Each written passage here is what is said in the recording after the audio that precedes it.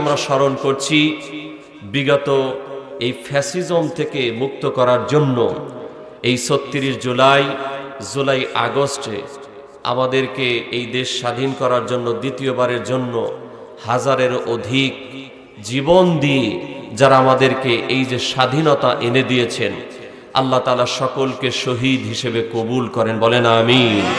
একটু জোরে বলেন আমিন। ৫০,০০০-এর বেশি মানুষ আহত হয়েছিল, এখনো হাজার হাজার হাসপাতালে। আমরা হৃদয় থেকে দোয়া করছি, আল্লাহ এখনো যারা হাসপাতালে তাদেরকে তুমি সুস্থ করে দাও। বলেন আমিন। ৫ শতাধিক, কত বলেন? ৫ শতাধিক দৃষ্টিশক্তি হারিয়েছে।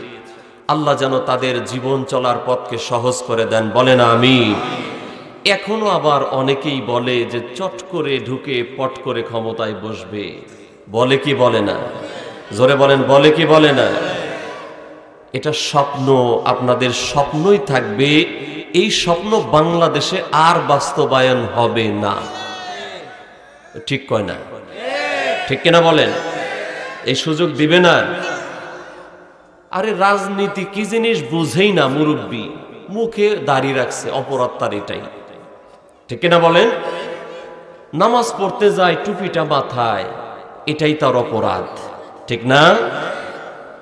তার এতদিন বুঝ ছিল না, এখন বুঝ হয়েছে, দাড়িটা রাখা শুরু করছে, খোসা খোসা হয়েছে, জামাত শিবিরের লোক। বলছে কিনা বলেন? আরো জোরে বলেন, বলছে কিনা?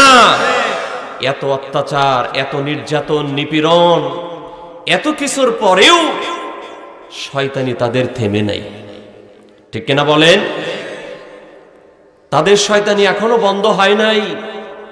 বিদেশে বসে বসে এখনো শয়তানি করছে, তবে এই শয়তানি সফল হবে না। ঠিক কিনা বলেন?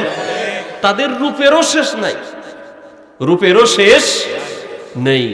একবার আসে রিক্সা চালক লীগ হইয়া, একবার আসে গার্মেন্টস শ্রমিক লীগ হইয়া, একবার আসে আনসার লীগ হইয়া।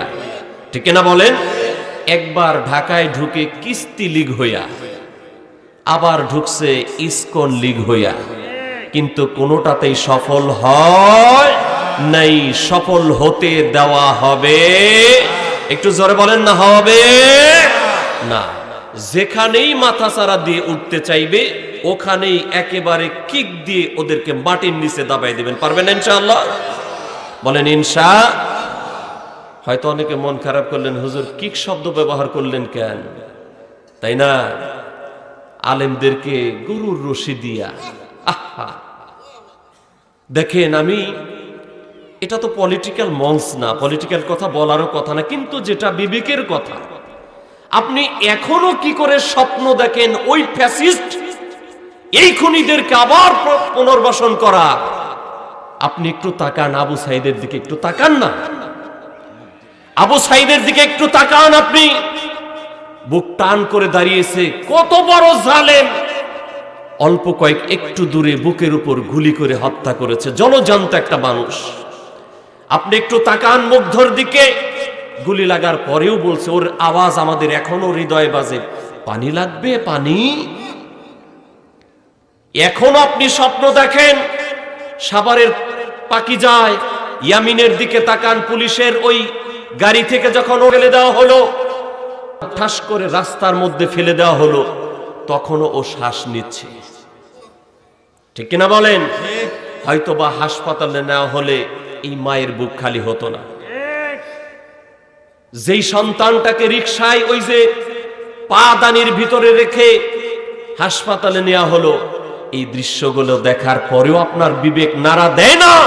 এখন আপনি চান আবার খুনি হাসিনা ক্ষমতায় আসবে। এই স্বপ্ন যারা দেখবে ওদেরকেও ধরে ধরে গ্রেফতার করতে হবে।